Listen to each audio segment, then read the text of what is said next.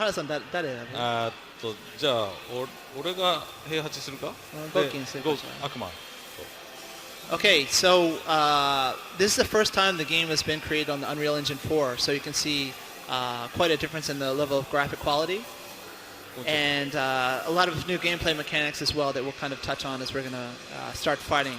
First, you might notice I've chosen Akuma from the Street Fighter series. So that's maybe the first time that some of your viewers have seen this. We actually built him from scratch. We didn't receive any data from Capcom. Nice. We just kind of looked at him in their games and then tried to recreate it in our engine. Do you feel that you based him around the Street Fighter mechanics over the Tekken mechanics, or do you feel that you made him Akuma in Tekken? You know, he's got to feel natural to the people who've already been playing him in the Street Fighter series. But that said, you know, this is 3D, so the way his fireballs look, what kind of moves that he might have that would track sideways, like the Tekken characters. He also does have mechanics that Tekken characters don't have, like the meter and such, and this Dragon Punch. That's quite different because most characters in Tekken, when I attack him and he guards, then it's his turn to attack, right? But I can be at a disadvantage and then throw out a uppercut and catch people off guard, so it's something that's quite different from the normal 3D Tekken mechanics. So what was it about Akuma specifically that made him the character in the Street Fighter universe that you wanted to pull into Tekken 7? なんで悪魔選んだのか、ストリートファイターの中では。一番のきっかけはもう7年ぐらい前にカプコンの、人たちといわゆるストリートファイターと鉄拳を何かやっていこうと言った時に、僕らゲームだけじゃなくてやっぱりストーリーのエピソード一部こう関わったら面白いんじゃないかってアイデア思いついた時にやっぱりストリートファイター側で一番邪悪な存在って誰だろうと思ったんです。すごく鉄拳ってダークで邪悪なキャラが多いので、その時にやっぱり一番最初に邪悪だと思えたのが悪魔だったんですね。So, you know, originally the discussion with Capcom about maybe doing something together was taking place before even Street Fighter Cross Tekken about 7 years ago. And so at that initial time when we were kind of thinking of who would be a good match with the Tekken environment, you know, the dark aspect of maybe Heihachi, Kazuya, and those guys kind of personified Tekken from the user standpoint. And when we thought about who would be a good match from Street Fighter, obviously Akuma was, you know, the top choice. So that's kind of how that came about as far as character selection goes.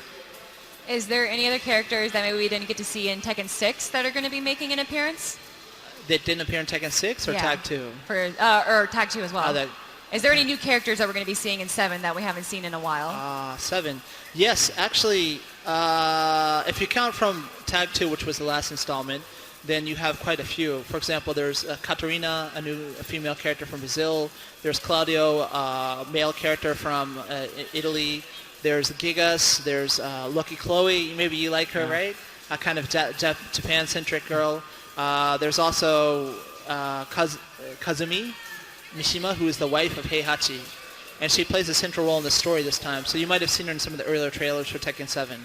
So there's probably the most new characters to date, I think, as an update in the series. Do any of them have unique mechanics like Akuma? Kazumi's got some, not as different as this because he's an actual 2D fighter, but they all have their own particular thing. For example, Katarina's very... do you remember the Capoeira characters from earlier installments? They were pretty easy to kind of, you know, mash on the kick buttons and have cool stuff happen, where Katarina is kind of a similar concept where you can do that, you don't know what you're doing, but you just try to input some buttons, and something cool and flashy occurs. So it's kind of a novice character to help people get accustomed to the series, I think. And then I guess for maybe Kazumi, she's got some different characteristics, like a tiger that she can call out and have them attack the opponent. She has like this floating move that kind of is something that other characters don't have, where she floats towards them and has several different low and high options, for example. So each character, when we design them, have a specific way that we envision them to be played. Obviously, when the players get their hands on them, they do something we don't envision a lot of times. So this is a new mechanic that he's just showing off now called the Rage Art. So you can see that I decrease his health limit, gauge, and it starts flashing red. So that was always there in Tekken, the Rage mechanic.